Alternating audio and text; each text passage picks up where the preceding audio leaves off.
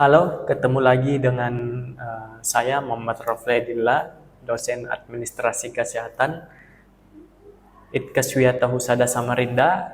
Oke, melanjutkan materi bagian pertama tentang manajemen risiko. Dalam slide ini ataupun dalam video ini memang saya bagi menjadi dua, ya, yang dimana durasi itu saya atur untuk memudahkan kalian menonton, ya, jadi tidak bosan. Oke, kita pindah ke bagian dua. Kita akan membahas tentang kaitan antara risiko dan asuransi. Kalau kalian menyimak bagian pertama, ini menjadi subpoin ketiga dalam pembahasan manajemen risiko. Oke, sebelumnya kalian sudah pasti memahami tentang apa itu risiko.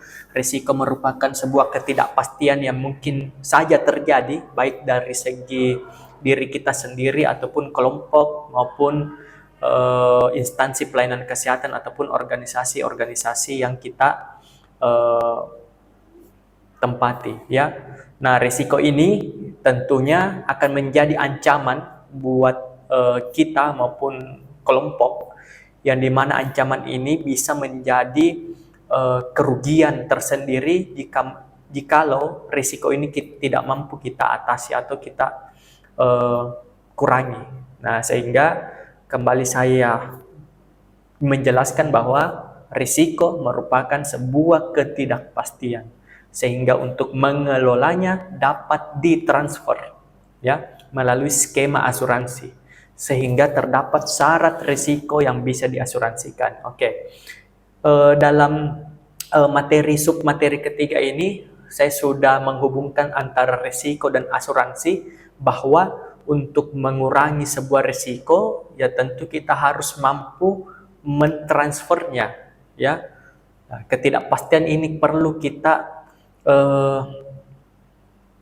transfer dalam artian mengurangi beban kita kalau kita harus mengambil risiko tersebut ataupun mengalami risiko tersebut, ya, seperti itu. Makanya dalam dunia kesehatan, ya, karena sehat mati atau sehat, sakit, dan kematian itu adalah sebuah ketidakpastian, ya. Kita tidak tahu kapan kita sakit dan kita tidak tahu kapan kita mati, sehingga risiko tentang kesakitan dan kematian ini dapat kita transfer melalui skema asuransi. Jadi skema asuransi di sini adalah sebuah wadah atau platform yang dimana mewadahi risiko-risiko seseorang ataupun risiko-risiko kelompok, dan kemudian diatur dalam sebuah wadah untuk ataupun sistem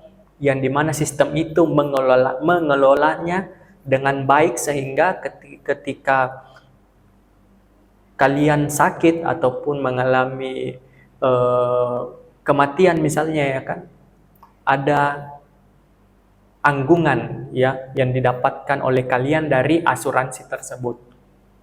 Nah, coba kita lihat, risiko harus bersifat murni. Artinya apa? Ada beberapa syarat risiko yang bisa diasuransikan, yang dimana risiko harus bersifat murni, ya. Jadi tidak dibuat-buat, ya. Walaupun kita ketahui ada beberapa fraud, ya, ataupun ada beberapa fenomena yang dimana seseorang dapat membuat-buat sebuah kejadian untuk mendapatkan klaim dari asuransi tersebut. Namun di sini jelas bahwa syarat risiko itu harus bersifat murni, ya. Bersifatnya spontan, tidak dibuat-buat, karena risiko ini adalah sebuah ketidakpastian, ya. Kemudian tidak disengaja ataupun tidak dicari-cari. Kemudian risiko bersifat definitif, yang maksudnya di mana risiko yang dapat ditentukan jelas dan dapat dibuktikan kebenarannya. Dalam arti ini, risiko yang timbul ke depannya nanti, ataupun sakit yang kita derita, ataupun kecelakaan yang kita alami, ataupun kematian yang kita alami, itu jelas tindakan ataupun sesuatu yang kita alami tersebut itu jelas dan dapat dibuktikan kebenarannya. Tidak ada unsur membohongi salah satu pihak, ya, yang dimana mungkin sebelum kita menandatangani untuk bergabung dalam skema asuransi, ya tentu kita harus memahami sebuah syarat ataupun beberapa persyaratan. Ya, salah satunya adalah semua kejadian yang kita alami itu harus bersifat dapat dibuktikan dan jelas, ya, seperti itu. Contohnya yang bisa kita lihat, misalnya untuk mengklaim sebuah asuransi kematian misalnya, ya tentu harus dibuktikan dengan surat kematian, ya, surat kematian yang mungkin didapatkan dari instansi pemerintahan yang berwenang, ya, seperti itu. Kemudian yang berikutnya adalah ini risiko harus bersifat statis, yang artinya bisa kita baca risiko yang secara konstan tidak dapat dipengaruhi oleh perubahan politik, ekonomi suatu negara. Kemudian ada risiko berdampak finansial, hal ini karena kerugian finansial merupakan hal yang dapat diperhitungkan. Kemudian ada measurable and quantifiable, risiko kerugian dapat dihitung secara akurat dan dapat ditentukan jumlahnya. Ukuran risiko harus besar, tingkat risiko atau severity yang dihasilkan dari kejadian risiko tersebut haruslah cukup besar, seperti itu. Ada beberapa hal yang perlu kita pahami tentang asuransi kesehatan ini. Yang pertama, asuransi kesehatan di Indonesia bisa dibilang masih baru, ya. Baru dalam artian kalau kita membandingkan di negara sebesar Amerika Serikat misalnya, ataupun beberapa negara Asia seperti Singapura ataupun Malaysia, ya, tentu Indonesia baru mendorong, ya, pelaksanaan health for all ataupun kesehatan untuk semua, yang dimana memang ditegaskan bahwa dalam Undang-Undang 1945 bahwa kesejahteraan adalah hak segala bangsa, dalam artian bahwa kesejahteraan, kesehatan adalah untuk semuanya, ya, seperti itu. Namun implementasi dalam segi pembiayaan kesehatan secara menyeluruh untuk merangkul seluruh bangsa Indonesia itu sejak berdirinya Badan Penyelenggara Jaminan Sosial di tahun 2014. Sebelumnya juga dikenal ada beberapa asuransi, ya, yang menaungi individu. Sebelum BPJS Kesehatan itu ada namanya asuransi kesehatan Askes, ya, ada Jamkesda. Namun sifatnya ini itu dikelola masing-masing oleh daerah, ya, jaminan kesehatan daerah.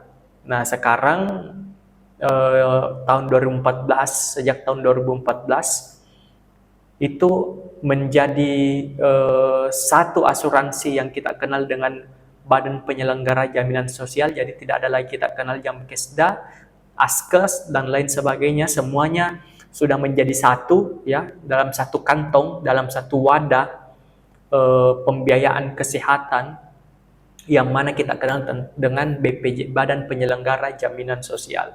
Nah, salah satu yang menjadi pendorong terjadinya ataupun dibentuknya BPJS ini adalah adanya rencana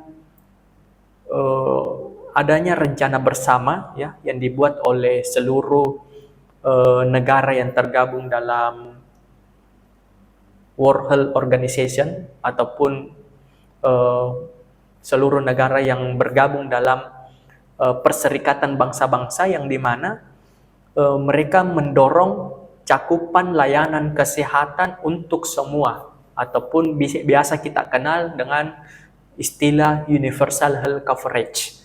Nah, tentu dalam sebuah konsep kesehatan untuk semua ataupun health for all, ataupun universal ini adalah bagaimana semua individu yang berada di sebuah negara itu mampu mendapatkan pelayanan kesehatan. Dan yang kedua adalah tidak memikirkan lagi tentang permasalahan ekonomi atau anggungan biaya yang harus dikeluarkan setiap individu dalam ataupun setelah mendapatkan pelayanan kesehatan. Sehingga apa? Sehingga cakupan layanan UHC ini semua orang dapat menikmati pelayanan kesehatan. Jadi dulu ada istilah yang biasa kita kenal bahwa hanya orang kaya hanya orang yang berada ataupun orang kaya ya yang dapat menikmati pelayanan kesehatan yang sempurna ataupun paripurna ataupun bermutu ya. Sehingga apa? Sehingga didorongnya UHC ini melalui skema jaminan sosial ya di Indonesia, sehingga apa? Seluruh masyarakat Indonesia bisa menikmati seluruh fasilitas pelayanan kesehatan dengan skema yang sudah diterapkan oleh Badan Penyelenggara Jaminan Sosial. Ya, di sini kita bisa melihat hasil pengukuran cakupan layanan UHC. Kita bisa melihat bahwa pemanfaatan pelayanan kesehatan pun cukup tinggi di Indonesia. Nah, bisa kita melihat indeksnya dari segi pemetaan ataupun mapping yang telah dilakukan oleh data riset prakarsa tahun 2018 ya. Kalau kita merujuk pada tahun ini sudah dari tahun 2014 berarti hampir ada 7 tahun ya. Atau berapa tahun itu ada 4 tahun ya, ada 4 tahun telah berjalan BPJS Kesehatan ya. Kemudian kita bisa melihat indeksnya bahwa untuk cakupan yang cukup besar itu berada pada provinsi-provinsi bisa kita lihat dengan indeks ataupun keterangan indeks yang telah diberikan. Walaupun memang belum merata secara keseluruhan, namun cenderung meningkat ya, seperti pada provinsi Sulawesi Selatan, provinsi DKI Jakarta ya, provinsi Kalimantan Timur, kemudian provinsi Sulawesi Tenggara, Bali ya, memiliki indeks cakupan layanan universal health coverage yang bisa dirasakan oleh masyarakat itu semakin membaik. Namun yang kita lihat di sini ada juga beberapa provinsi khususnya di daerah kepulauan Nusa Tenggara ya yang masih sangat belum bisa memanfaatkan secara menyeluruh cakupan layanan universal health coverage ini. Namun sejatinya untuk persentase pelayanan universal health coverage dalam mengurangi resiko-resiko masalah kesehatan di Indonesia itu akan terus meningkat ya, akan diprediksi akan terus meningkat di setiap tahunnya seiring dengan tambah banyaknya ya akses bagi masyarakat untuk mendapatkan fasilitas pelayanan kesehatan ya, seperti itu. Nah, ini perlindungan finansial yang perlu kita ketahui bahwa setiap angka rumah tangga ataupun setiap rumah tangga itu harus mengeluarkan 10% dari kantong pribadinya untuk pembayaran kesehatannya ya. Namun yang perlu kita pahami bahwa mengapa sebegitu penting sebuah asuransi kesehatan yang mana kita perlu ketahui bahwa kondisi di Indonesia saat ini menghadapi yang namanya penyakit-penyakit yang bersifat katastrofik ataupun yang dimana penyakit tersebut memiliki penanganan yang sangat mahal ya. Jadi penyakit tersebut memiliki biaya yang sangat mahal seperti jantung ya, stroke, hipertensi ya dan lain sebagainya yang bersifat katastrofik yang memiliki biaya mahal dalam penanganannya. Nah, pengeluaran katastrofik ini banyak merugikan beberapa rumah tangga yang ada di Indonesia, yang mana mereka harus mengeluarkan lebih dari 10% dari yang seharusnya mereka keluarkan dari penghasilan rumah tangganya Misalnya beberapa rumah tangga itu bisa sampai 20%, artinya sudah lebih dari 10% ya. Dari 10% yang harus dia simpan untuk keperluan lain ya, seperti itu.